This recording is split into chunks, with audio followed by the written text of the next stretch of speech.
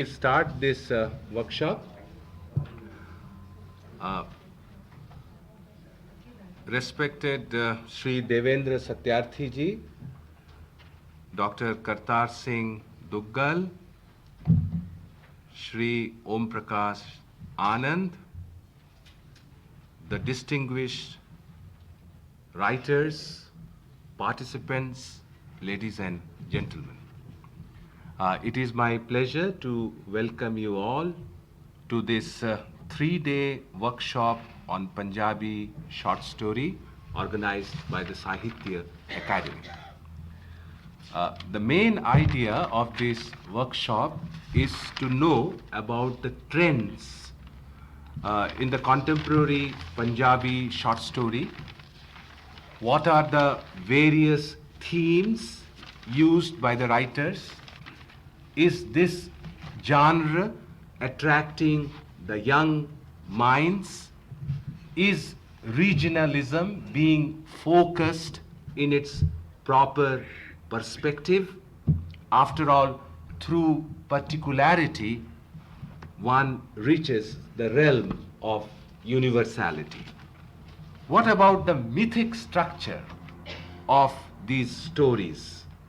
What is the impact of the socio-political situation on Punjabi literature? Is Punjabiyat still a powerful idea to reckon with?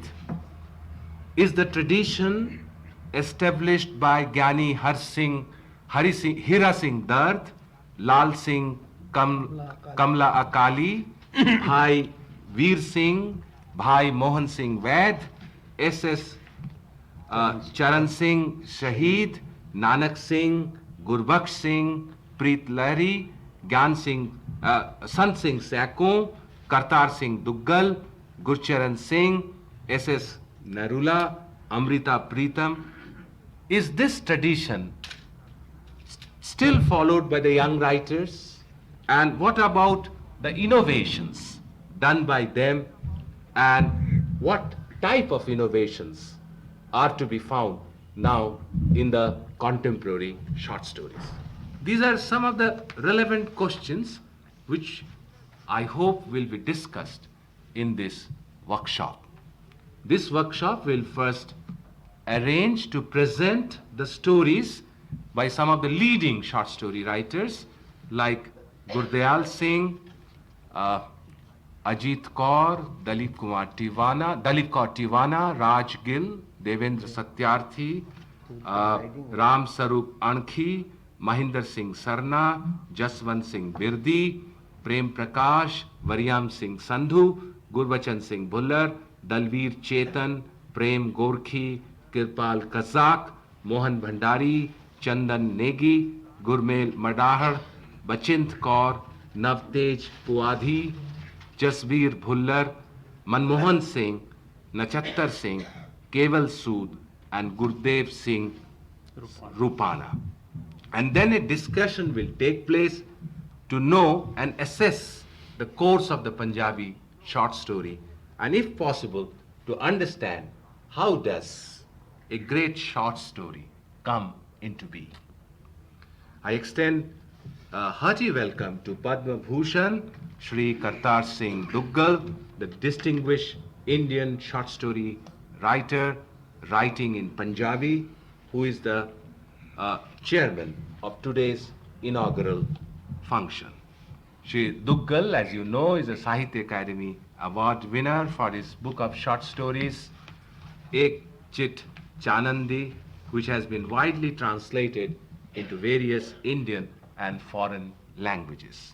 He has received several awards, including the Soviet Land Nehru Award, Ghalib Award for Drama, and Bharatiya Bhasha Parishad Award for Fiction. This workshop will be inaugurated by the grand old man of the folklore world of India, Shri Devendra Satyarthi. He is 84 and still working energetically in this field. Besides a folklorist, he is a noted short story writer, driven by an insatiable wanderlust. he moved from village to village, from province to province, all over India. This gives him sufficient material to create stories about the various people of India and their exotic behavior. I once again welcome you all, ladies and gentlemen, the distinguished short story writers of a very powerful language, Punjabi. And I wish that this workshop will be able to create a congenial atmosphere for discussion and show a way for the healthy growth of creativity in Punjabi. With these words, I welcome you once again and request Shri Devendra Satyarthi ji to kindly inaugurate the workshop.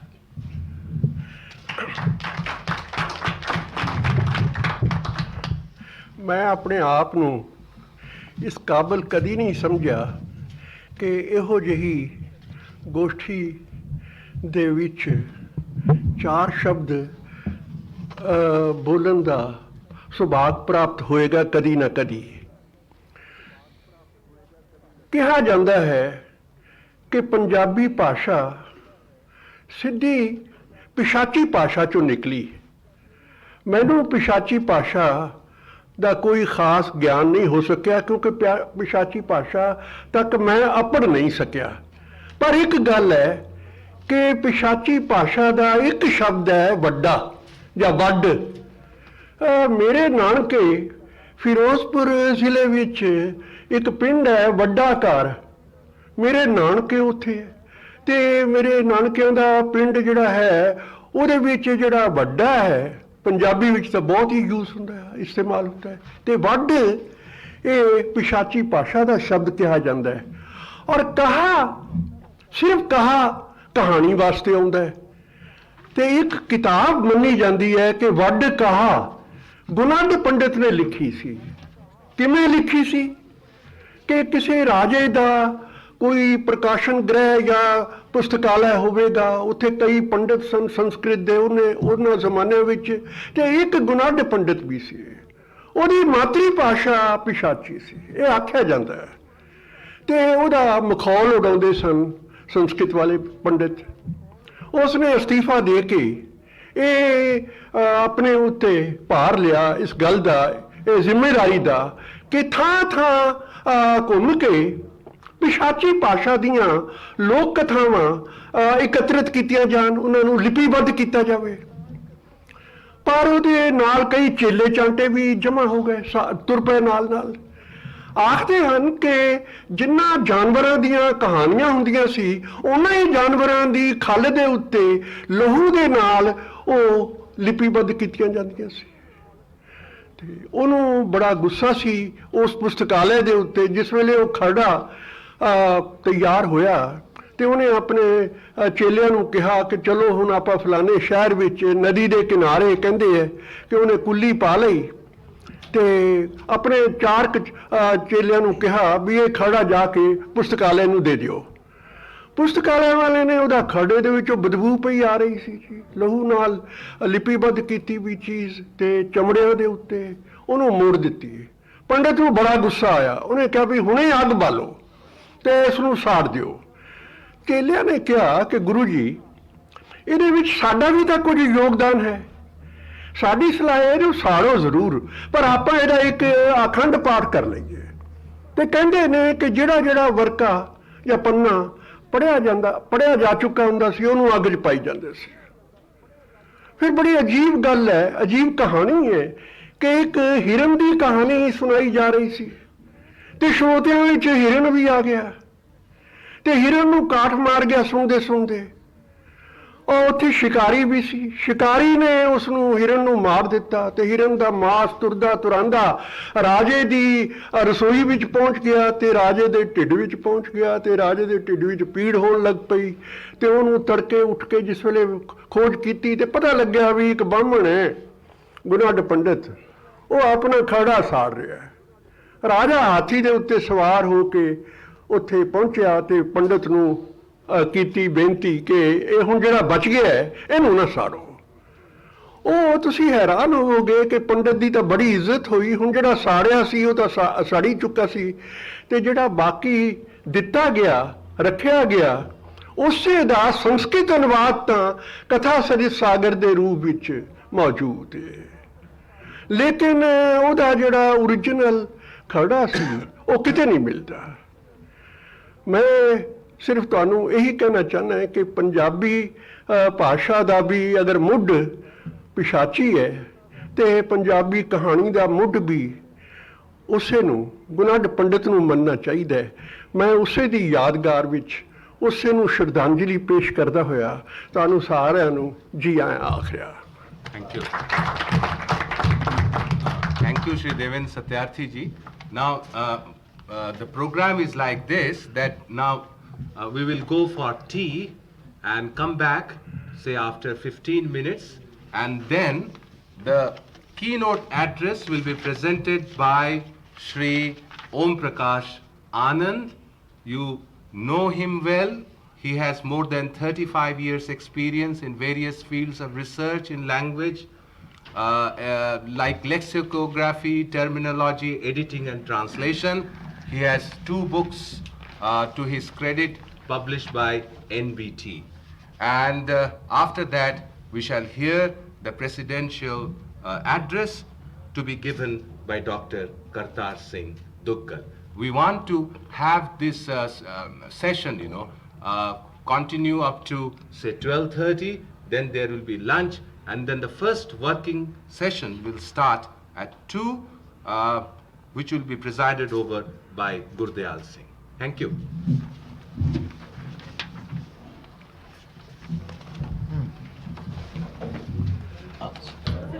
ਹੁਣ ਸ਼੍ਰੀ ਓਮ ਪ੍ਰਕਾਸ਼ ਆਨੰਦ ਆਪਣਾ ਮੁੱਖ ਭਾਸ਼ਣ ਪੇਸ਼ ਕਰਨਗੇ। ਸ਼੍ਰੀ ਓਮ ਪ੍ਰਕਾਸ਼ ਆਨੰਦ।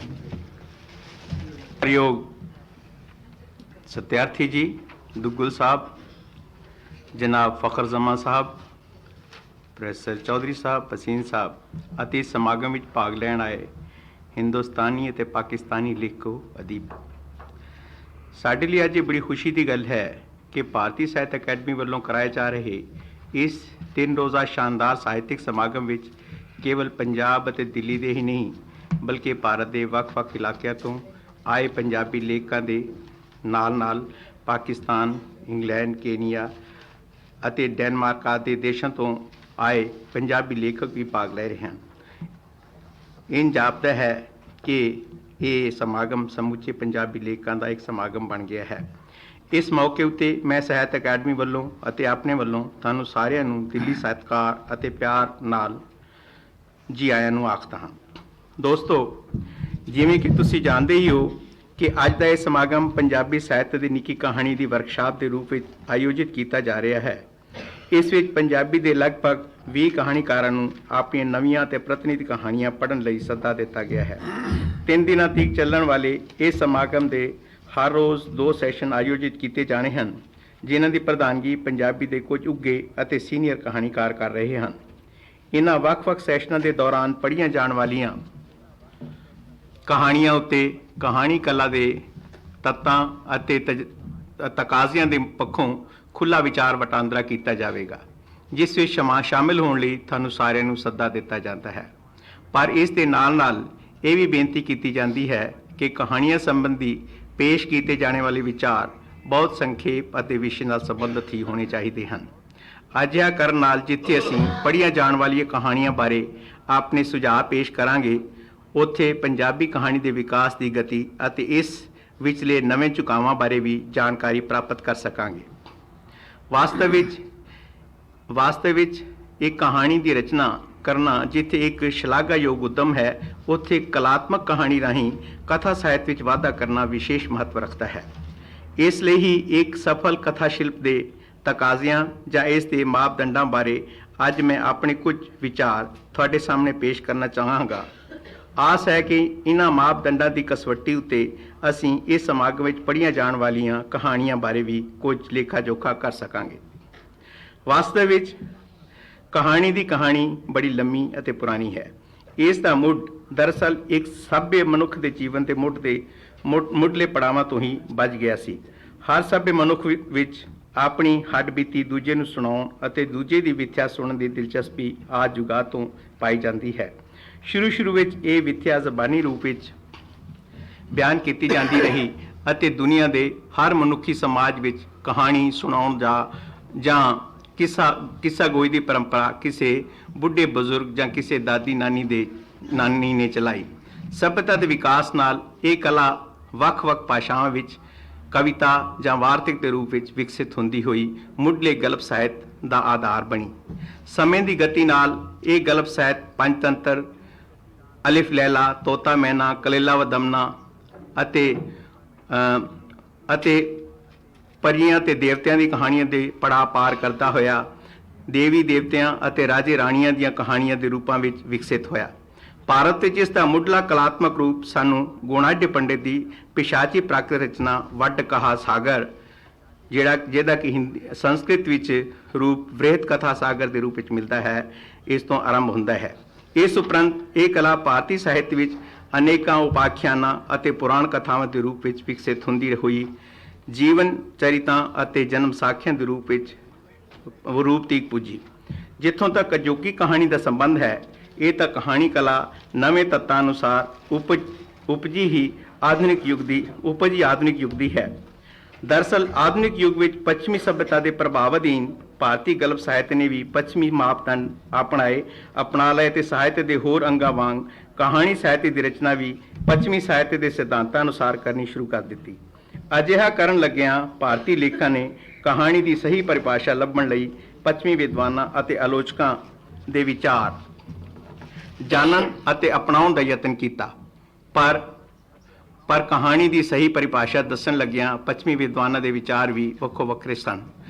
ਅੰਗਰੇਜ਼ੀ ਦੇ ਪ੍ਰਸਿੱਧ ਵਿਦਵਾਨ Hudson ਨੇ ਇਸ ਨੂੰ ਇੱਕ ਅਜਿਹੀ ਗਲਪ ਰਚਨਾ ਦੱਸਿਆ ਜਿਸ ਦੇ ਮੂਲ ਭਾਵ ਦਾ ਵਿਕਾਸ ਇਕਹਿਰੇਪਣ ਨਾਲ ਹੁੰਦਾ ਹੈ ਅਤੇ ਜੋ ਸਹਿਜੇ ਹੀ ਆਪਣੇ ਮੰਤਵ ਵੱਲ ਤੁਰਦੀ ਹੋਈ ਇੱਕੋ ਬੈਠਕ ਵਿੱਚ ਪੜ੍ਹੀ ਜਾ ਸਕਦੀ ਹੈ।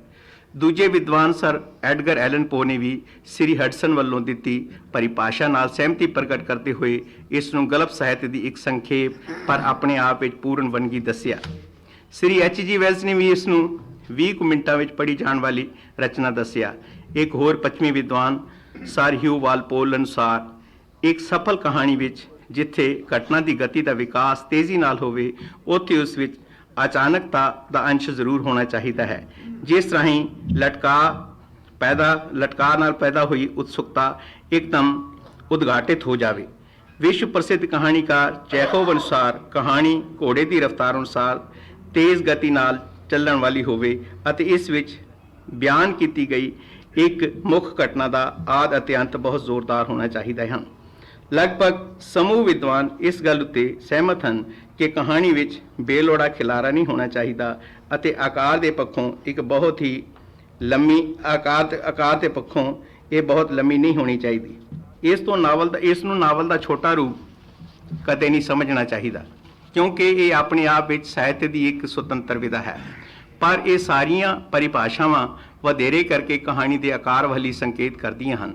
ਵਾਸਤਵ ਵਿੱਚ ਆਧੁਨਿਕ ਕਹਾਣੀ ਲਈ ਸੰਖੇਪ ਅਤੇ ਛੋਟੇ ਆਕਾਰ ਤੋਂ ਕੁਝ ਹੋਰ ਤੱਤ ਵੀ ਬਹੁਤ ਜ਼ਰੂਰੀ ਹਨ, ਜਿਵੇਂ ਕਿ ਪਾਤਰਾਂ ਦੀ ਸੁਚੱਜੀ ਉਸਾਰੀ, ਵਰਣਨ ਢੰਗ ਦੀ ਕਲਾਤਮਕ ਵਿਧੀ, ਪ੍ਰਮੁੱਖ ਘਟਨਾ ਦੇ ਨਾਲ ਸਹਾਇਕ ਘਟਨਾਵਾਂ ਦਾ ਸਹੀ ਤਾਣਾ ਬਾਣਾ ਜਾਂ ਕਲਾਤਮਕ ਗੁਣ, ਕਹਾਣੀ ਦੇ ਸਿਰਲੇਖ ਦੀ ਵਧੀਆ ਚੋਣ, ਕਹਾਣੀ ਵਿਚਲੀ ਦਿਲਚਸਪੀ ਬਣਾਈ ਰੱਖਣ ਲਈ ਕਲਾਤਮਕ ਟੈਕਨੀਕ ਦੀ ਵਰਤੋਂ, ਕਹਾਣੀ ਦੇ ਵਿਸ਼ੇ ਦੀ ਸੁਚੱਜੀ ਨਿਸ਼ਾਨਦੇਹੀ, ਵਾਰਤਾਲਾਪ ਦੀ ਸਰਲਤਾ ਅਤੇ ਨਾਟਕੀਅਤਾ, ਵਾਤਾਵਰਣ ਦੀ ਸਾਰਥਿਕ ਚਿੱਤਰਕਾਰੀ, ਭਾਸ਼ਾ ਦੀ ਸੁਚੱਜੀ ਅਤੇ ਮੁਹਾਵਰੇਦਾਰ ਵਰਤੋਂ, ਬਿਆਨ ਢੰਗ ਦੀ ਕਲਾਤਮਕ ਟੈਕਨੀਕ, ਪ੍ਰਭਾਵ ਦੀ ਨਿਰੰਤਰਤਾ ਅਤੇ ਸ਼ੈਲੀ ਦੀ ਪ੍ਰਭਾਵਸ਼ਾਲਤਾ ਆਦਿ। ਵਾਸਤਵ ਵਿੱਚ ਇਹ ਸਾਰੇ ਤੱਤ ਇੱਕ ਸਫਲ ਕਹਾਣੀ ਲਈ ਲੋੜੀਂਦੇ ਗੁਣ ਆਖੇ ਜਾ ਸਕਦੇ ਹਨ। ਜਿਨ੍ਹਾਂ ਵਿੱਚੋਂ ਜਿੰਨੇ ਵੀ ਗੁਣ ਕਿਸੇ ਕਹਾਣੀ ਵਿੱਚ ਮੌਜੂਦ ਹੋਣਗੇ, ਉਹ ਕਹਾਣੀ ਉਨੀ ਹੀ ਸਫਲ ਮੰਨੀ ਜਾਵੇਗੀ। ਪਰ ਇਹਨਾਂ ਸਾਰੇ ਗੁਣਾਂ ਦਾ ਮੂਲ ਆਧਾਰ ਕਹਾਣੀ ਦਾ ਵਿਸ਼ਾ ਵਸਤੂ ਹੈ, ਜਿਸ ਦਾ ਨਰੋਆ, ਸਾਰਥਕ ਅਤੇ ਯਥਾਰਥਕ ਹੋਣਾ ਬਹੁਤ ਜ਼ਰੂਰੀ ਹੈ। ਕਹਾਣੀ ਦੇ ਜੀਵਨ ਦੇ ਜਿੰਨੀ ਨੇੜੇ ਹੋਵੇਗੀ, ਉਨੀ ਹੀ ਦਿਲਚਸਪ ਅਤੇ ਸਫਲ ਹੋਵੇਗੀ, ਭਾਵੇਂ ਉਹ ਕਹਾਣੀ ਦੀ ਕਿਸੇ ਸ਼ਾਸਤਰੀ ਪਰਿਭਾਸ਼ਾ ਦੇ ਘੇਰੇ ਵਿੱਚ ਨਾ ਆਉਂਦੀ ਹੋਵੇ, ਕਿਉਂਕਿ ਕਹਾਣੀਕਾਰ ਆਖਰ ਜੀਵਨ ਤੇ ਤਜਰਬਿਆਂ ਅਤੇ ਵੱਖੋ ਵੱਖਰੇ ਨਾਵਾਂ ਜਾਂ ਪ੍ਰਤੀਕਾਂ ਰਾਹੀਂ ਜੀਵਨ ਨੂੰ ਚਿਤਰਿਤ ਕਰਦਾ ਹੈ। ਇਸੇ ਲਈ ਤਾਂ ਉਰਦੂ ਦੇ ਇੱਕ ਪ੍ਰਸਿੱਧ ਸ਼ਾਇਰ ਨੇ ਸਾਹਿਰ ਲੁਧਿਆਣवी ने लिखा सी, दुनिया ने तजर्बात हवादस की शक्ल में जो कुछ मुझे दिया है वो लौटा रहा हूँ मैं। तो दोस्तों इसी तरह ही मैं समझदा जितों कहानी की टेक्निक का सवाल है, ਇਹਦੇ ਬਾਰੇ ਸਿਰਫ ਇੱਕ ਬੁਨਿਆਦੀ ਤੌਰ ਤੇ ਇੰਟਰੋਡਕਟਰੀ ਤੌਰ ਤੇ ਤੁਹਾਨੂੰ ਮੈਂ ਕੁਝ ਆਪਣੇ ਵਿਚਾਰ ਦੱਸੇ ਹਨ, ਕਿਉਂਕਿ ਮੈਂ ਸਮਝਦਾ ਹਾਂ ਕਿ ਅਸੀਂ ਇੱਕ ਤਰ੍ਹਾਂ ਦਾ ਵਰਕਸ਼ਾਪ ਆਯੋਜਿਤ ਕਰ ਰਹੇ ਹਾਂ ਔਰ ਵਰਕਸ਼ਾਪ ਦੇ ਵਿੱਚ ਅਸੀਂ ਸਾਥੋਂ ਬੜੇ ਸੀਨੀਅਰ ਲੇਖਕ ਜਿਹੜੇ ਇੱਥੇ ਮੌਜੂਦ ਹਨ ਉਹਨਾਂ ਤੋਂ ਕੁਝ ਅਗਵਾਈ ਪ੍ਰਾਪਤ ਕਰਨੀ ਹੈ, ਕੁਝ ਸੇਧ ਪ੍ਰਾਪਤ ਕਰਨੀ ਹੈ ਔਰ ਉਸ ਦੇ ਬਾਰੇ ਕਹਾਣੀ ਦੇ ਵਿਕਾਸ ਬਾਰੇ ਔਰ ਪੰਜਾਬੀ ਦੀ ਵਰਤਮਾਨ ਜਿਹੜੇ ਪ੍ਰਵਿਰਤੀਆਂ ਨੇ ਉਹਦੇ ਬਾਰੇ ਅਸੀਂ ਕੁਝ ਚਰਚਾ ਕਰਨੀ ਹੈ। तो ये तो सिर्फ बुनियादी तौर पर मैं इंट्रोड्यूस करा रहा हाँ कि जेड़े जेड़े कहानीकारां ने इस दे विच योगदान पाया है और हुण किहड़े किहड़े कहानीकार इहदे च हिस्सा पा रहे हैं। वास्तव में सारे कहानीकारां दे बारे उन्हां दी शायद कलात्मक मूल्यांकन पेश करना संभव नहीं है इस छोटे जे सैशन दे विच। सिर्फ मैं उन्हां दे नाम जिहड़े ने वो तुहाडे सामने पेश करांगा, उन्हां दे बाद असीं उन्हां दी कलात्मकता दा मूल्यांकन इस ਵੱਖੋ ਵੱਖਰੀ ਕਹਾਣੀਆਂ ਤੋਂ ਬਾਅਦ ਕਰਾਂਗੇ ਜਾਂ ਨਾਲੋਂ ਨਾਲ ਹੀ ਜਿਹੜਾ ਹੈ ਇਹਨਾਂ ਕਹਾਣੀ ਦੇ ਵਿਚਾਰ ਵਟਾਂਦਰਾ ਹੋਏਗਾ। ਸੋ ਮੈਂ ਅਰਜ਼ ਕਰ ਰਿਹਾ ਸੀ, ਜੀਵਨ ਦੇ ਹਾਲਾਤ ਅਤੇ ਕਸ਼ਮਕਸ਼ਪੂਰਨ ਖਿਆਲਾਤ ਭਾਵੇਂ ਹਰ ਇਨਸਾਨ ਦੀ ਜ਼ਿੰਦਗੀ ਦਾ ਹਿੱਸਾ ਹੁੰਦੇ ਹਨ, ਪਰ ਇੱਕ ਸਫਲ ਕਹਾਣੀਕਾਰ ਇੱਕ ਸੰਗਤਰਾਸ਼ ਵਾਂਗ ਉਹਨਾਂ ਅਣਘੜੇ ਪੱਥਰਾਂ ਨੂੰ ਆਪਣੀ ਕਲਾਤਮਕ ਛੋਹ ਨਾਲ ਖੂਬਸੂਰਤ ਬਣਾ ਦਿੰਦਾ ਹੈ।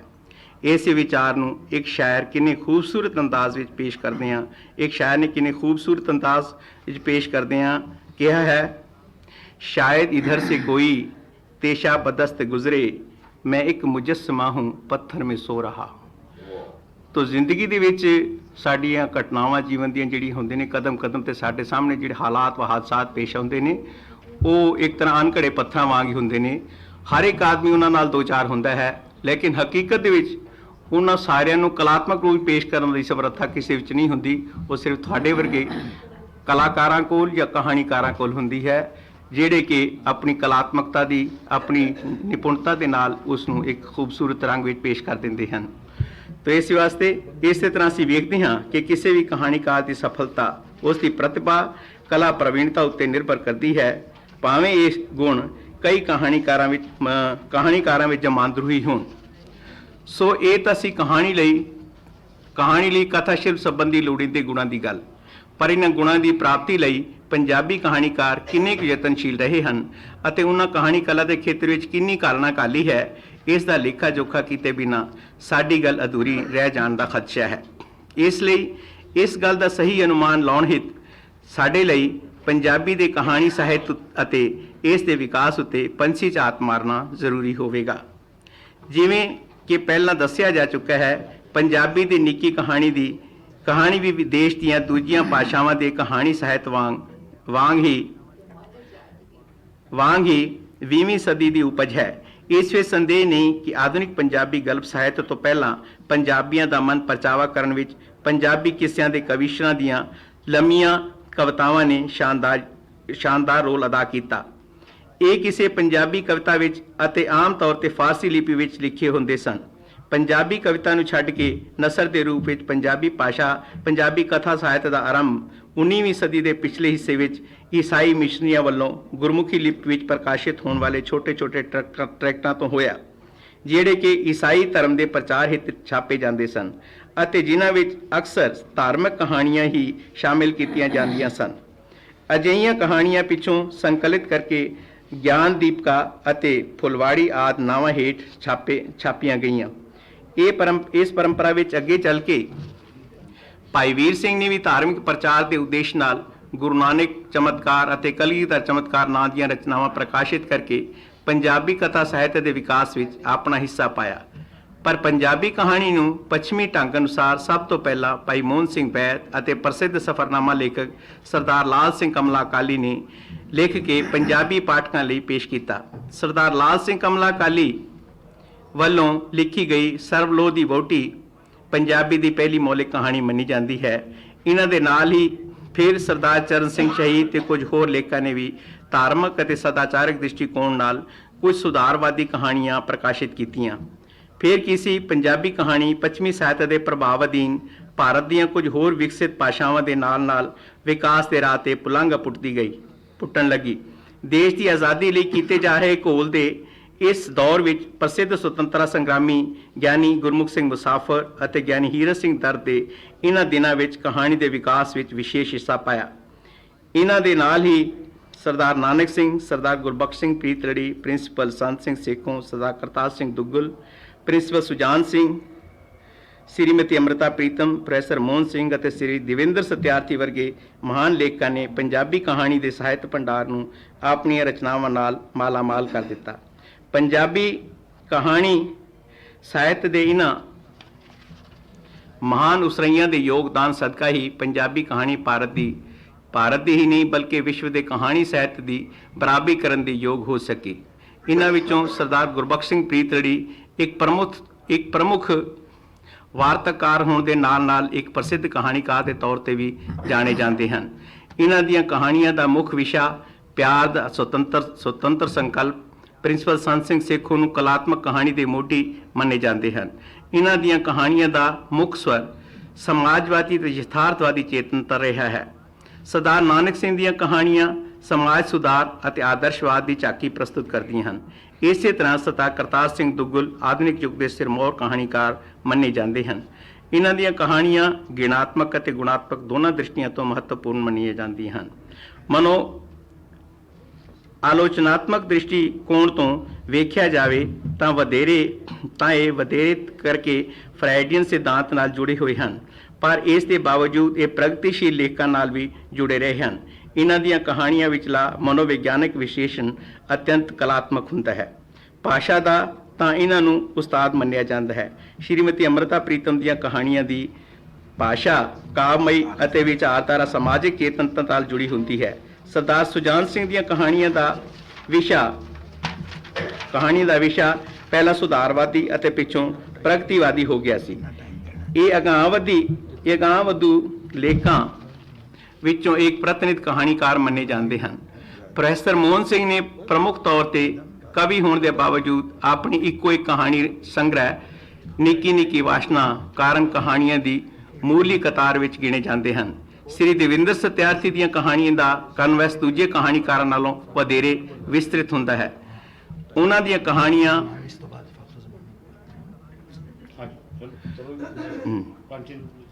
ਦੀਆਂ ਕਹਾਣੀਆਂ ਪੁਰਾਤਨ ਭਾਰਤੀ ਮਿਥਿਹਾਸ ਅਤੇ ਲੋਕਧਾਰਾ ਨਾਲ ਜੁੜੀਆਂ ਹੁੰਦੀਆਂ ਹਨ। ਉਹਨਾਂ ਦੀਆਂ ਕਈ ਰਚਨਾਵਾਂ ਵਿਚਾਰ ਸੰਚਾਰ ਦੀ ਘਾਟ ਹੋਣ ਕਾਰਨ ਉਹਨਾਂ ਬਾਰੇ ਸ਼ਿਕਾਇਤ ਕੀਤੀ ਜਾਂਦੀ ਹੈ। ਫਿਰ ਵੀ ਇਹ ਇੱਕ ਵਿਸ਼ਾਲ ਦ੍ਰਿਸ਼ਟੀਕੋਣ ਤੇ ਮਹਾਨ ਤਜਰਬੇਕਾਰ ਕਹਾਣੀਕਾਰ ਵਜੋਂ ਜਾਣੇ ਜਾਂਦੇ ਹਨ। ਇਹ ਤਾਂ ਸੀ ਆਜ਼ਾਦੀ ਤੋਂ ਪਹਿਲਾਂ ਦੇ ਸਮੇਂ ਵਿੱਚ ਕਹਾਣੀ ਦੇ ਖੇਤਰ ਵਿੱਚ ਪ੍ਰਵੇਸ਼ ਕਰਨ ਵਾਲੇ ਲੇਖਕਾਂ ਦੇ ਯੋਗਦਾਨ ਦੀ ਗੱਲ। ਜਿੱਥੋਂ ਤੱਕ ਦੇਸ਼ ਦੀ ਆਜ਼ਾਦੀ ਤੋਂ ਪਿੱਛੋਂ ਦੇ ਕਹਾਣੀ ਸਾਹਿਤ ਦਾ ਸੰਬੰਧ ਹੈ, ਇਸ ਵਿੱਚ ਸ੍ਰੀ ਕੁਲਵੰਤ ਸਿੰਘ ਵਿਰਕ, ਸ੍ਰੀ ਨਵਤੇਜ, ਸ੍ਰੀ ਮਹਿੰਦਰ ਸਿੰਘ ਸਰਨਾ, ਸ੍ਰੀ ਬਲਵੰਤ ਗਾਰਗੀ, ਸ੍ਰੀ ਜਸਵੰਤ ਸਿੰਘ ਕੰਵਲ, ਸ੍ਰੀ ਬੂਟਾ ਸਿੰਘ, ਸ੍ਰੀਮਤੀ ਦਲੀਪ ਕੌਰ ਟਿਵਾਣਾ, ਸ਼੍ਰੀਮਤੀ ਅਜੀਤ ਕੌਰ, ਸ੍ਰੀ ਗੁਰਦਿਆਲ ਸਿੰਘ, ਗੁਲਜ਼ਾਰ ਸਿੰਘ ਸੰਧੂ, ਜਸਵੰਤ ਸਿੰਘ ਵਿਰਦੀ, ਸ੍ਰੀ ਰਾਮ ਸਰੂਪ ਅਣਖੀ ਅਤੇ ਸ੍ਰੀ ਪ੍ਰੇਮ ਪ੍ਰਕਾਸ਼ ਦੀ ਗਿਣਤੀ ਵਰਤਮਾਨ ਯੁੱਗ ਦੇ ਮੋਢੀ ਕਹਾਣੀਕਾਰਾਂ ਵਿੱਚ ਕੀਤੀ ਜਾਂਦੀ ਹੈ। ਇਹਨਾਂ ਤੋਂ ਬਾਅਦ ਸ੍ਰੀ ਗੁਰਚਰਨ ਸਿੰਘ ਭੁੱਲਰ, ਗੁਰਦੇਵ ਸਿੰਘ ਰੁਪਾਣਾ, ਸ੍ਰੀ ਰਘਬੀਰ ਢੰਡ, ਸ੍ਰੀ ਵਰਿਆਮ ਸੰਧੂ, ਸ੍ਰੀ ਜਸਬੀਰ ਭੁੱਲਰ, ਸ਼੍ਰੀਮਤੀ ਚੰਦਨ ਨੇਗੀ, ਸ਼੍ਰੀਮਤੀ ਸ਼ਰਨ ਮੱਕੜ, ਸ਼੍ਰੀਮਤੀ ਬਚਿੰਤ ਕੌਰ, ਸ਼੍ਰੀਮਤੀ ਰਾਜਿੰਦਰ ਕੌਰ, ਸ਼੍ਰੀਮਤੀ ਤਾਰਨ ਕੌਰ ਗੁਜਰਾਲ ਆਦਿ ਅਜੋਕੇ ਕਹਾਣੀਕਾਰਾਂ ਵਿੱਚ ਵਿਸ਼ੇਸ਼ ਸਥਾਨ ਰੱਖਦੇ ਹਨ। ਇਹਨਾਂ ਤੋਂ ਛੁੱਟ ਸ੍ਰੀ ਕਿਰਪਾਲ ਸਿੰਘ ਕਜ਼ਾਕ, ਪ੍ਰੇਮ ਗੋਰਖੀ, ਸ੍ਰੀ ਦਲਬੀਰ ਚੇਤਨ, ਸ੍ਰੀ ਅਤਰਜੀਤ, ਸ੍ਰੀ ਬਲਦੇਵ ਸਿੰਘ, ਸ੍ਰੀ ਗੁਲ ਚੌਹਾਨ, ਸ੍ਰੀ ਨਛੱਤਰ ਸਿੰਘ, ਕੇਵਲ ਸੂਦ ਅਤੇ ਨਵਤੇਜ ਪੁਆਧੀ ਨੇ ਵੀ ਨਵੀਂ ਪੀੜ੍ਹੀ ਦੀ ਅਤਿਅੰਤ ਪ੍ਰਤੀਨਿਧੀ ਕਹਾਣੀਕਾਰ ਮੰਨੇ ਜਾਂਦੇ ਹਨ। ਸੋ ਦੋਸਤੋ, ਇਹ ਜਿੰਨੇ ਵੀ ਕਹਾਣੀਕਾਰਾਂ ਦੇ ਨਾਮ ਇੱਥੇ ਪੇਸ਼ ਕੀਤੇ ਹਨ, ਇਹਨਾਂ ਤੋਂ ਮੈਂ ਮਹਿਸੂਸ ਕਰਦਾ ਹਾਂ ਕਿ ਕਈ ਨਾਂ ਮੇਰੇ ਕੋਲ ਰਹਿ ਵੀ ਗਏ ਹੋਣੇ ਹਨ, ਪਰ ਚੁੱਕੇ ਸਮੇਂ ਦੀ ਸੀਮਾ ਨੂੰ ਧਿਆਨ ਵਿੱਚ ਰੱਖਦੇ ਹੋਏ ਇਹਨਾਂ ਕਹਾਣੀਕਾਰਾਂ ਦਾ ਜਿਹੜਾ ਹੈ ਕਲਾਤਮਕ ਮੁਲਾਂਕਣ ਮੈਂ ਤੁਹਾਡੇ ਸਾਹਮਣੇ ਪੇਸ਼ ਨਹੀਂ ਕਰ ਸਕਾਂਗਾ ਕਿਉਂਕਿ ਸਮੇਂ ਦੀ ਸੀਮਾ ਹੈ ਔਰ ਅਸੀਂ ਅੱਗੇ ਚੱਲਣਾ ਹੈ। ਇਹਦੇ ਬਾਰੇ ਜਿਹੜੀਆਂ ਵੀ ਹੁਣ ਕਹਾਣੀਆਂ ਔਰ ਉਹਨਾਂ ਦੇ ਵਿੱਚ ਜਿਹੜੇ ਕਿ ਅਜੋਕੇ ਪੰਜਾਬੀ ਸੰਕਟ ਜਾਂ ਪੰਜਾਬੀ ਤੇ ਵਿਸ਼ੇਸ਼ ਤੌਰ ਤੇ ਝੁਕਾਵਾਂ ਦਾ ਸੰਬੰਧ ਹੈ, ਉਹ ਅਸੀਂ ਹੁਣ ਇਹਨਾਂ ਕਹਾਣੀਆਂ ਪੜ੍ਹਨ ਤੋਂ ਬਾਅਦ ਇਹ ਤੇ ਵਿਚਾਰ ਕਰਾਂਗੇ। ਹੁਣ ਮੈਂ ਇੰਨੇ ਹੀ ਕਹਾਂਗਾ ਕਿ ਇਹਨਾਂ ਸਾਰੀਆਂ ਕਹਾਣੀਕਾਰਾਂ ਬਾਰੇ ਮੁਲਾਂਕਣ ਪ੍ਰਸਤੁਤ ਕਰਨ ਸਮੇਂ ਦੀ ਸੀਮਾ ਕਰਕੇ ਸੰਭਵ ਨਹੀਂ। ਆਸ ਹੈ ਆਪਣੀ ਮਹਾਨ ਸਾਹਿਤਿਕ ਪ੍ਰਤਿਭਾ ਅਤੇ ਯੋਗਦਾਨ ਕਾਰਨ ਇਹ ਸਾਰੇ ਕਹਾਣੀਕਾਰ ਮਾਂ ਬੋਲੀ ਪੰਜਾਬੀ ਦੀ ਕਹਾਣੀ ਸਾਹਿਤ ਵਿੱਚ ਪਹਿਲਾਂ ਤੋਂ ਵੱਧ ਚੜ੍ਹ ਕੇ ਹਿੱਸਾ ਪਾਉਂਦੇ ਰਹਿਣਗੇ। ਧੰਨਵਾਦ।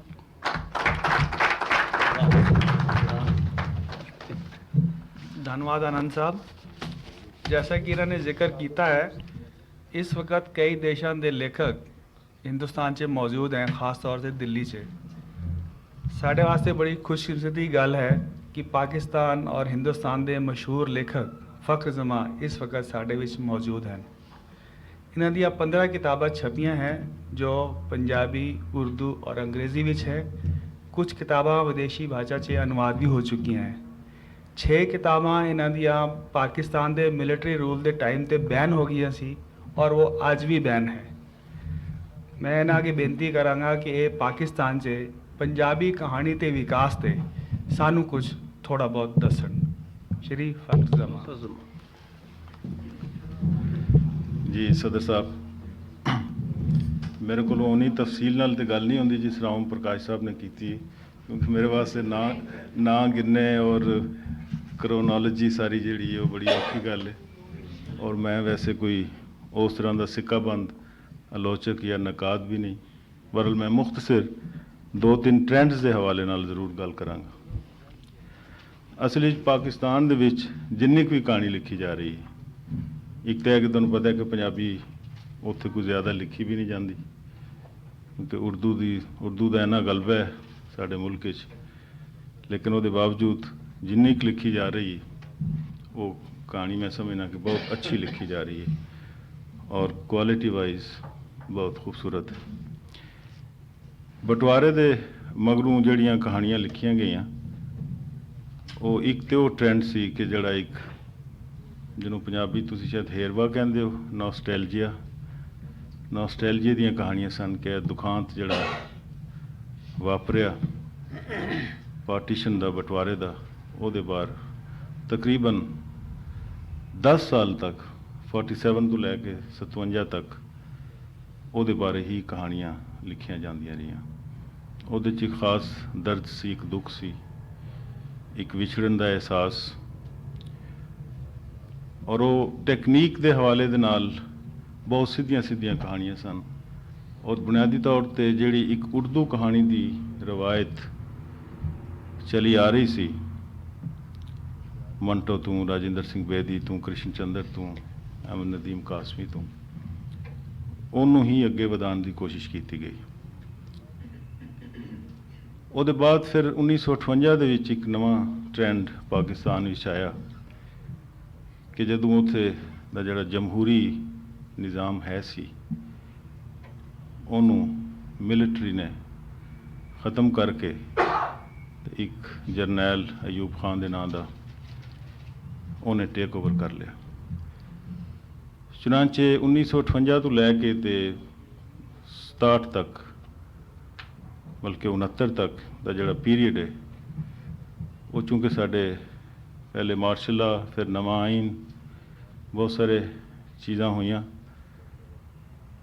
और कोई भी सूझवान या कोई भी लिखारी जाहिर है कि वो डिक्टेटरशिप भावें जिन्होंने अंग्रेजी बेनेवलेंट कहते हैं उन्होंने बर्दाश्त नहीं कर सकता।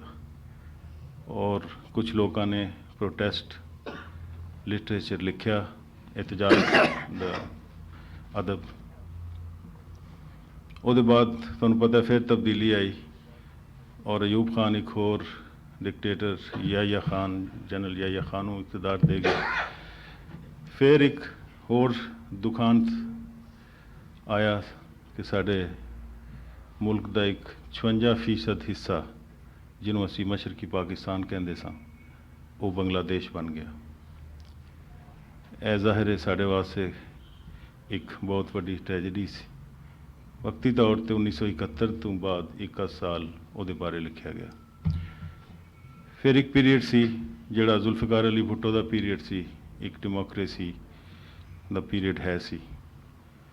ਉਹਦੇ ਵਿੱਚ ਜੋ ਚੀਜ਼ਾਂ ਲਿਖੀਆਂ ਗਈਆਂ ਉਹ ਜ਼ਿਆਦਾਤਰ ਆਪਣੇ ਪੰਜਾਬ ਦੇ ਸ਼ਨਾਖਤ ਦੇ ਹਵਾਲੇ ਨਾਲ ਲਿਖੀਆਂ ਗਈਆਂ, ਕਿਉਂਕਿ ਪਾਕਿਸਤਾਨ ਦੀ ਅਗਰ ਤਾਰੀਖ ਤੁਸੀਂ ਦੇਖੋ 45 ਸਾਲ ਦੀ, ਤੇ ਉਹਦੇ ਵਿੱਚ 25 ਸਾਲ ਜਿਹੜੇ ਸਨ ਉਹ ਮਿਲੀਟਰੀ ਡਿਕਟੇਟਰਸ਼ਿਪ ਦੇ ਸਾਲ ਸਨ, ਔਰ ਜ਼ੁਲਫਕਾਰ ਅਲੀ ਭੁੱਟੋ ਦੇ 5.5 ਸਾਲ ਔਰ ਬੇਨਜ਼ੀਰ ਦੇ 20 ਮਹੀਨੇ। ਇਹਦੇ ਇਲਾਵਾ ਜਿੰਨੀਆਂ ਗਵਰਨਮੈਂਟ ਸਨ ਜਾਂ ਮੌਜੂਦਾ ਗਵਰਨਮੈਂਟ ਇੱਕ ਡੈਮੋਕ੍ਰੇਸੀ ਕੁਐਸਚਨੇਬਲ ਲਿਬਰਲ, ਮੈਂ ਸਿਆਸੀ ਗੱਲ ਨਹੀਂ ਇਸ ਲਈ ਕਰਨਾ ਚਾਹੁੰਦਾ, ਪਰ ਸੂਰਤ ਬਾਕੀ ਸ਼ੁਰੂ ਤੋਂ ਵੀ ਇੱਕ ਬਿਊਰੋਕਰੇਸੀ ਦੇ ਰੂਲ ਰਿਹਾ ਪਾਕਿਸਤਾਨ ਦੇ ਵਿੱਚ।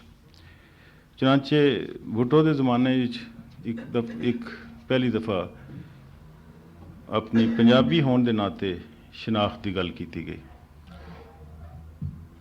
ਔਰ ਜਿੰਨੀਆਂ ਕਹਾਣੀਆਂ ਲਿਖੀਆਂ ਗਈਆਂ ਉਹਦੇ ਵਿੱਚ ਬੁਨਿਆਦੀ ਤੌਰ ਤੇ ਸੀ ਆਪਣੀ ਧਰਤੀ ਦੀ ਗੱਲ, ਆਪਣੀ ਵਿਹੜੇ ਦੀ ਗੱਲ, ਔਰ ਉਹਦੇ ਵਿੱਚ ਕੁਝ ਟੈਕਨੀਕ ਦੇ ਹਵਾਲੇ ਨਾਲ, ਹੈਤ ਫਾਰਮ ਜਿਹਨੂੰ ਕਹਿੰਦੇ, ਫਾਰਮ ਦੇ ਹਵਾਲੇ ਨਾਲ ਕੁਝ ਤਜਰਬੇ ਵੀ ਕੀਤੇ ਗਏ।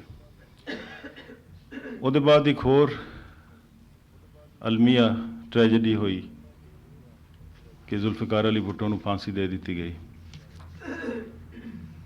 ਪਾਕਿਸਤਾਨ ਦੀ ਤਾਰੀਖ ਦੇ ਵਿੱਚ ਇੰਨੀ ਵੱਡੀ ਟ੍ਰੈਜੇਡੀ ਜਿਹੜੀ ਸੀ, ਉਹਨੇ ਬਹੁਤ ਹੀ ਰਾਈਟਰਸ ਨੂੰ ਹਿਲਾ ਕੇ ਰੱਖ ਦਿੱਤਾ, ਜੈਨੂਇਨ ਰਾਈਟਰਸ, ਕਿਉਂਕਿ ਕੋਈ ਰਾਈਟਰ ਜਿਹੜਾ ਆਪਣੇ ਆਪ ਨੂੰ ਰਾਈਟਰ ਕਹਿੰਦਾ ਹੈ, ਉਹ ਇੰਨੀ ਵੱਡੀ ਟ੍ਰੈਜੇਡੀ ਤੋਂ ਆਪਣੇ ਆਪ ਨੂੰ ਅਲੱਗ ਰੱਖ ਕੇ ਨਹੀਂ ਸੀ ਬੈਠ ਸਕਦਾ।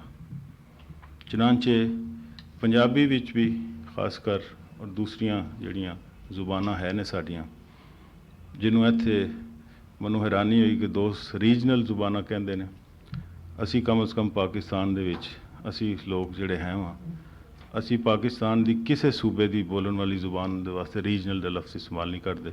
ਅਸੀਂ ਕਹਿੰਦੇ ਹਾਂ they are all national languages of Pakistan. ਔਰ ਉਰਦੂ ਨੂੰ ਅਸੀਂ ਇੱਕ ਖਾਸ ਸਾਡਾ ਜਿਹੜਾ ਇੱਕ ਸੋਚ ਹੈ, ਉਰਦੂ ਨੂੰ ਅਸੀਂ ਸਿਰਫ ਲਿੰਕ ਲੈਂਗੁਏਜ, ਲਿੰਗੁਆ ਫਰੈਂਕਾ ਜਾਂ ਇੰਟਰ ਕਮਿਊਨੀਕੇਸ਼ਨ ਦੀ ਲੈਂਗੁਏਜ ਮੰਨਦੇ ਹਾਂ। ਇੱਕ ਲੈਂਗੁਏਜ ਨੈਸ਼ਨਲ ਦੇ ਜਿਹੜਾ ਥੀਸਿਸ ਹੈ ਵੇ, ਉਹਦੇ ਤੋਂ ਅਸੀਂ ਹਮੇਸ਼ਾ ਹੀ ਅਸੀਂ ਲੋਕ, ਜਿਹਦੇ ਵਿੱਚ ਮੈਂ ਵੀ ਸ਼ਾਮਲ ਹਾਂ, ਸਾਡੇ ਹੋਰ ਲਿਖਾਰੀ ਸ਼ਾਮਲ ਨੇ, ਅਸੀਂ ਮੁਨਕਰ ਹਾਂ ਉਸ ਗੱਲ ਤੋਂ।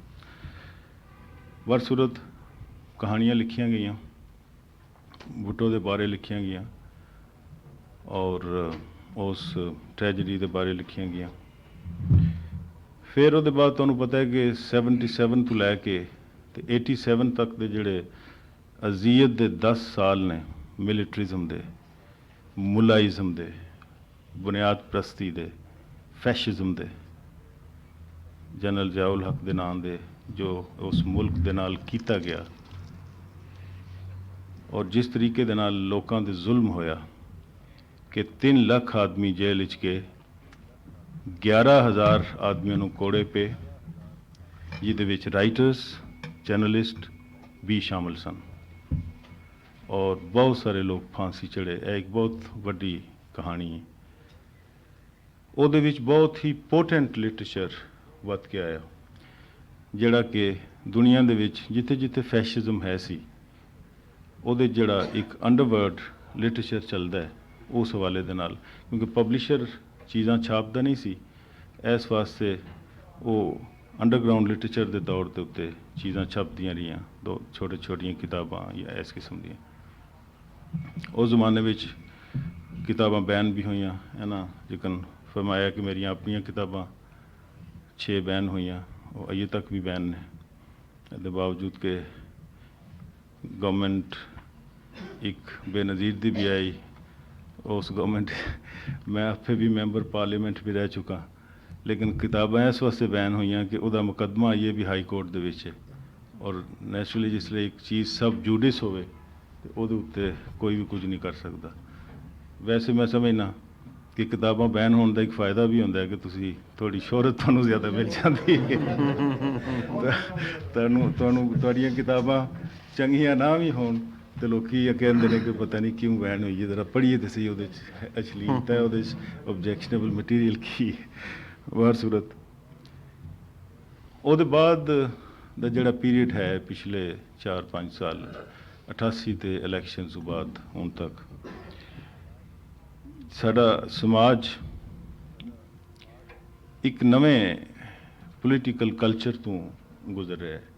ਜ਼ਿਆਦ ਦੇ ਜਾਣ ਦੇ ਬਾਅਦ ਤੋਂ ਲੈ ਕੇ ਹੁਣ ਤੱਕ ਸਾਰੇ ਸਾਲਾਂ 'ਚ, ਔਰ ਉਹ ਕਲਚਰ ਅਸੈਂਸ਼ਲੀ ਉਸ ਮਿਲੀਟਰਿਜ਼ਮ ਦਾ ਸੀ।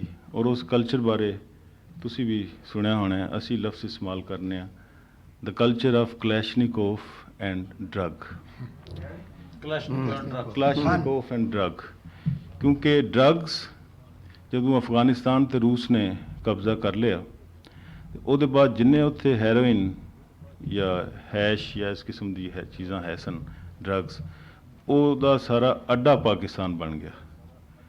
ਔਰ ਪਾਕਿਸਤਾਨ ਦੇ ਵਿੱਚ ਸਾਰੀ ਦੁਨੀਆ ਨੂੰ ਟਨ ਮੈਟ੍ਰਿਕਸ ਆਫ ਹੈਰੋਇਨ ਜਿਹੜੀ ਸੀ ਉਹ ਜਾਂਦੀ ਸੀ।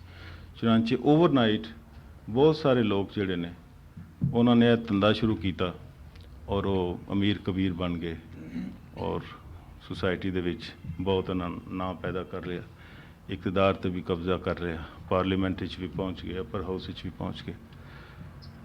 ਔਰ ਦੂਸਰਾ ਕਲਾਸ਼ਨਿਕੋਵ ਦਾ ਕਲਚਰ ਕਿ ਜਿਹਦੇ ਵਿੱਚ ਵਾਇਲੈਂਸ ਬਹੁਤ ਪਾਕਿਸਤਾਨ ਦੇ ਵਿੱਚ ਹੋ ਗਈ ਔਰ ਜਿਹੜੀ ਹੈ ਗਨ ਰਨਿੰਗ ਜਿਹਨੂੰ ਕਹਿੰਦੇ ਨੇ, ਆਰਮਾਮੈਂਟ ਦੀ ਸੇਲ, ਅਸਲੇ ਦਾ, ਇਹ ਸਾਰਾ ਕੁਝ। ਚੁਨਾਂਚੇ ਇੱਕ ਨਵੀਂ ਕਲਾਸ ਨੇ ਜਨਮ ਲਿਆ ਉਹਨਾਂ 10 ਸਾਲ ਦੇ ਮਿਲੀਟਰਿਜ਼ਮ ਦੇ ਬਾਅਦ, ਔਰ ਉਹ ਨਵੀਂ ਕਲਾਸ ਬੁਨਿਆਦੀ ਤੌਰ ਤੇ ਕਮਰਸ਼ੀਅਲ ਔਰ ਕੰਜ਼ਿਊਮਰ ਸੁਸਾਇਟੀ ਦੀ ਨੀਂਹ ਰੱਖਣ ਵਾਲੀ ਕਲਾਸ ਸੀ ਕਿ ਅਗਰ ਸੇਵਿੰਗ ਰੇਟ 25% ਹੋਣਾ ਚਾਹੀਦਾ ਤੇ ਸਾਡੇ 5% ਸੀ। ਔਰ ਨਮਾਇਸ਼ ਨਮੂਦ ਦੀ ਸੁਸਾਇਟੀ ਬਣ ਗਈ ਪੂਰੀ ਕਿ ਜਿਹਨੂੰ ਤੁਸੀਂ ਕਮਰਸ਼ੀਅਲ ਜਾਂ ਕੰਜ਼ਿਊਮਰ ਸੁਸਾਇਟੀ ਕਹਿੰਦੇ ਹੋ, ਕਿ ਤੁਸੀਂ ਬਿਲੀਵ ਕਰਦੇ ਹੋ ਫਿਨਿਸ਼ਡ ਗੁੱਡਸ ਵਿੱਚ, ਨਾਟ ਇਨ ਦਾ ਮੀਨਸ ਜੋ ਤੁਸੀਂ ਐਂਡਸ ਨੂੰ ਅਚੀਵ ਕਰਨਾ ਚਾਹੁੰਦੇ। ਇੱਕ ਰੈਟ ਰੇਸ, ਇੱਕ ਪਾਗਲਪਨ ਦੌਲਤ ਕਮਾਉਣ ਦਾ ਜਿਹੜਾ ਉਹ ਅਜੇ ਤੱਕ ਵੀ ਹੈ ਵੇ। ਔਰ ਉਹਦੇ ਬਾਰੇ ਬਹੁਤ ਸਾਰੀਆਂ ਕਹਾਣੀਆਂ ਲਿਖੀਆਂ ਗਈਆਂ ਕਿ ਉਹਦੇ ਵਿੱਚ ਜਿਹੜੀਆਂ ਕੁਝ ਇਨਸਾਨੀ ਆਲਾ ਅਰਫਾ ਇਕਤਦਾਰ ਕਦਰਾਂ ਹੈ ਸਨ, ਉਹਨਾਂ ਨੂੰ ਕਿਸ ਤਰ੍ਹਾਂ ਪੈਰਾਂ ਦੇ ਹੇਠ ਰੋਂਦਿਆ ਗਿਆ ਔਰ ਅਜੇ ਤੱਕ ਰੋਂਦਿਆ ਜਾ ਰਿਹਾ।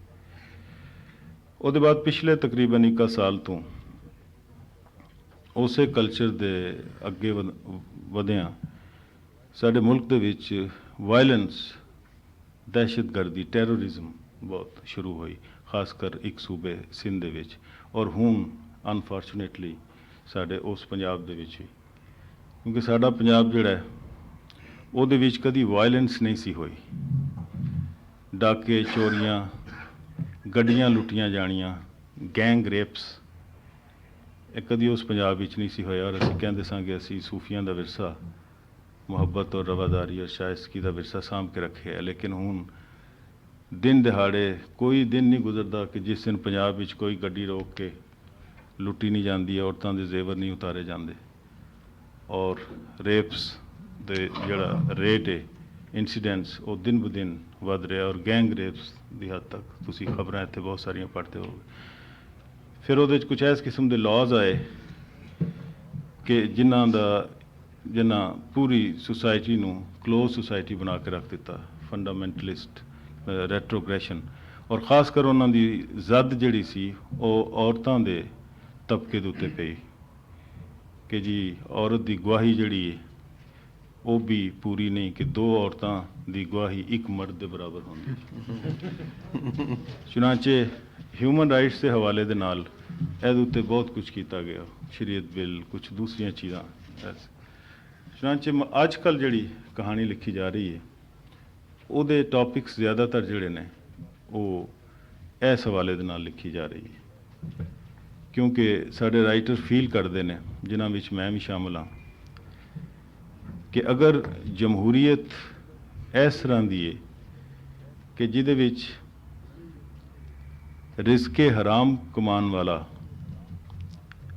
ਔਰ ਸੁਸਾਇਟੀ ਦਾ ਉਹ ਬੰਦਾ ਕਿ ਜਿਹੜਾ ਬਲੈਕ ਮਾਰਕੀਟੀਅਰ ਹੈ, ਜਿਹੜਾ ਡਰੱਗ ਮਾਫੀਆ ਦੇ ਨਾਲ ਤਾਲੁਕ ਰੱਖਦਾ ਹੈ, ਜਾਂ ਜਿਹੜਾ ਸਮਗਲਰ ਹੈ, ਉਹ ਅਗਰ ਕਰੋੜ, 2 ਕਰੋੜ, 3 ਕਰੋੜ ਰੁਪਏ ਲਾ ਕੇ ਤੇ ਪਾਰਲੀਮੈਂਟ ਦਾ ਮੈਂਬਰ ਬਣਦਾ ਹੈ, ਤੇ ਫਿਰ ਇੱਕ ਦਰਮਿਆਨੇ ਦਰਜੇ ਦਾ ਇੱਕ ਗਰੀਬ ਆਦਮੀ ਇੱਕ ਮਾੜਾ ਜਿਹਾ ਸੂਝਵਾਨ ਸਾਡੇ ਸਾਰਿਆਂ ਦੀ ਤਰ੍ਹਾਂ ਦਾ, ਉਹ ਕਿਸ ਤਰੀਕੇ ਦੇ ਨਾਲ ਪਾਰਲੀਮੈਂਟ ਦੇ ਵਿੱਚ ਜਾ ਸਕਦਾ ਹੈ। ਕਿਉਂਕਿ ਇਹ ਇੱਕ ਨਵੀਂ ਸੋਸ਼ਲ ਔਰ ਪੋਲੀਟੀਕਲ ਚੇਂਜ ਹੈ, ਤੁਹਾਡੇ ਵੀ ਇੱਥੇ ਨਜ਼ਰ ਆ ਰਹੀ ਹੈ ਕਿ ਪਾਕਿਸਤਾਨ ਦੇ ਵਿੱਚ ਖਾਸ ਕਰ ਪਿੱਛੇ ਜਿਹੜੇ ਇਲੈਕਸ਼ਨਸ ਹੋਏ ਨੇ, ਕਿ ਹੁਣ ਅਸੀਂ ਸੋਚ ਨਹੀਂ ਸਕਦੇ ਕਿ ਕੋਈ ਆਦਮੀ ਕਰੋੜ 2 ਕਰੋੜ ਰੁਪਏ ਤੋਂ ਘੱਟ ਇਲੈਕਸ਼ਨ ਦੇ ਉੱਤੇ ਪੈਸੇ ਲਾ ਕੇ ਨਾਲ 5-7 ਮਫਰੂਰ ਰੱਖ ਕੇ, ਜਿਨ੍ਹਾਂ ਦੇ ਕੋਲ ਕਲਾਸ਼ਨੀਕੋਵ ਹੋਣ ਔਰ ਥੋੜ੍ਹਾ ਬਹੁਤ ਦਾਦਾਗੀਰੀ ਕਰਕੇ, ਇਹ ਇੱਕ ਨਵਾਂ ਮੁਹਾਂਦਰਾ ਉੱਥੇ ਦੀ ਸਿਆਸਤ ਦਾ ਹੈ ਵੇ। ਉਹਦੇ ਬਾਰੇ ਅੱਜ ਕੱਲ੍ਹ ਕਹਾਣੀਆਂ ਲਿਖੀਆਂ ਜਾ ਰਹੀਆਂ ਨੇ ਔਰ ਸਾਡੀਆਂ ਚੰਦ ਖਵਾਤੀਨ ਰਾਈਟਰ ਜਿਹੜੀਆਂ ਨੇ, ਔਰਤਾਂ, ਉਹਨਾਂ ਨੇ ਬਹੁਤ ਸੋਹਣੀਆਂ ਕਹਾਣੀਆਂ ਉਹਦੇ ਬਾਰੇ ਲਿਖੀਆਂ ਨੇ, ਖਾਸ ਕਰ ਜਿਸ ਔਰਤ ਦੇ ਉੱਤੇ, ਕਿਉਂਕਿ ਇਸ ਲਈ 51% ਔਰਤਾਂ ਨੇ ਤੇ 49% ਮਰਦ ਨੇ ਪਾਕਿਸਤਾਨ ਦੇ ਵਿੱਚ। ਔਰ ਇੱਕ ਤੁਹਾਨੂੰ ਪਤਾ ਬਹਿਸ ਸ਼ੁਰੂ ਹੋਈ ਸੀ ਬੇਨਜ਼ੀਰ ਦੇ ਜ਼ਮਾਨੇ ਦੇ ਵਿੱਚ ਕਿ ਔਰਤ ਮੁਲਕ ਦੀ ਹਾਕਮ ਨਹੀਂ ਹੋ ਸਕਦੀ। ਇਹ ਕੋਈ ਕਹਿੰਦੇ ਸਨ ਜੀ, ਇਸਲਾਮ ਨੇ ਕਿਹਾ ਸੀ, ਮੌਲਵੀ ਕਹਿੰਦੇ ਸਨ, ਆਮ ਕਰਦੇ ਰਹਿੰਦੇ ਸਨ। ਖਾਲਦਾ ਜ਼ਿਆ ਜਿਸਲੇ ਬਣੀ ਪ੍ਰਾਈਮ ਮਿਨਿਸਟਰ ਬੰਗਲਾਦੇਸ਼, ਤੇ ਉਹਨਾਂ ਮੌਲਵੀਆਂ ਨੇ ਕਿਹਾ ਕਿ ਨਹੀਂ ਜੀ ਉਹ ਠੀਕ ਬਣ ਗਈ, ਇਸ ਵਾਸਤੇ ਕਿ ਉੱਥੇ ਉਹਨੂੰ ਬਣਾਉਣ ਦੇ ਵਿੱਚ ਉੱਥੇ ਦੇ ਫੰਡਾਮੈਂਟਲਿਸਟ ਔਰ ਜਮਾਤ ਇਸਲਾਮੀ ਦਾ ਹੱਥ ਵੀ ਹੈ ਸੀ। ਚਨਾਂਚੇ ਉਹ ਉਹਨਾਂ ਨੂੰ ਨਜ਼ਰ ਨਹੀਂ ਆਉਂਦੀ ਸੀ ਤੇ ਬੇਨਜ਼ੀਰ ਨੂੰ ਕਹਿੰਦੇ ਸਨ ਕਿ ਜੀ ਔਰਤ ਕਿਸ ਤਰ੍ਹਾਂ ਬਣ ਸਕਦੀ। ਚਨਾਂਚੇ ਇਹ ਇੱਕ ਅੱਜ ਕੱਲ੍ਹ ਔਰਤਾਂ ਦੇ ਵਿੱਚ ਇੱਕ ਲਹਿਰ ਹੈ ਆਪਣੇ ਆਪ ਨੂੰ ਮਨਾਉਣ ਦੀ, ਔਰ ਜਿਹੜੇ ਕੁਝ ਲਾਜ਼ ਹੈ ਨੇ ਰਿਜਤ ਪਸੰਦੀ ਦੇ, ਉਹਨਾਂ ਦੇ ਖਿਲਾਫ ਇੱਕ ਸਟਰਗਲ ਕਰਨ ਦੇ। ਔਰ ਉਹਦੇ ਨਾਲ ਨਾਲ ਆਖਰੀ ਗੱਲ ਜਿਹੜੀ ਮੈਂ ਕਰਨਾ ਚਾਹੁੰਦਾ ਕਿ ਕੁਝ ਬਾਹਰ ਦਾ ਲਿਟਰੇਚਰ ਪੜ੍ਹ ਕੇ, ਕੁਝ ਹਿੰਦੁਸਤਾਨ ਤੋਂ ਜਿੰਨੀਆਂ ਚੀਜ਼ਾਂ ਜਾਂਦੀਆਂ ਨੇ ਜਾਂ ਜਿਨ੍ਹਾਂ ਨੂੰ ਗੁਰਮੁਖੀ ਸਕ੍ਰਿਪਟ ਵਿੱਚ ਪੜ੍ਹ ਸਕਦਾ, ਜਾਂ ਟਰਾਂਸਲੇਟ ਉਰਦੂ ਦੇ ਵਿੱਚ ਹਿੰਦੀ ਕਹਾਣੀਆਂ, ਪੰਜਾਬੀ ਕਹਾਣੀਆਂ, ਬੰਗਾਲੀ ਕਹਾਣੀਆਂ, ਮਲਿਆਲਮ ਔਰ ਦੂਜੀਆਂ ਜਿਹੜੀਆਂ ਨੇ ਉਹ ਪੜ੍ਹੀਆਂ ਜਾਂਦੀਆਂ ਨੇ, ਕੁਝ ਬਾਹਰ ਦੀਆਂ ਪੜ੍ਹ ਕੇ, ਤੇ ਇੱਕ ਐਕਸਪੈਰੀਮੈਂਟੇਸ਼ਨ ਹੁਣ ਜ਼ਿਆਦਾ ਹੋ ਰਹੀ ਹੈ ਕਿ ਕਹਾਣੀ ਸ਼ਾਰਟ ਹੁੰਦੀ ਜਾ ਰਹੀ ਹੈ ਔਰ ਸਿੰਬਲ ਦੇ ਵਿੱਚ ਜ਼ਿਆਦਾ ਗੱਲ ਕੀਤੀ ਜਾ ਰਹੀ ਹੈ। ਇੱਕ ਤੇ ਪਿੱਛੇ ਇੱਕ ਚੱਲਿਆ ਸੀ ਰੁਝਾਨ ਸਿੰਬੋਲਿਜ਼ਮ ਦਾ ਔਰ ਸਰਰੀਅਲਿਜ਼ਮ ਦਾ, ਔਰ ਕਿ ਜੀ ਐਂਟੀ ਹੀਰੋ ਕਹਾਣੀਆਂ ਲਿਖੀਆਂ ਜਾਣ, ਮੁਖਤਲਿਫ ਤਜਰਬੇ ਹਰ ਬੰਦਾ ਕਰਦਾ ਰਿਹਾ। ਲੇਕਿਨ ਹੁਣ ਇੱਕ ਜਗ੍ਹਾ ਤੇ ਆ ਕੇ ਖਲੋ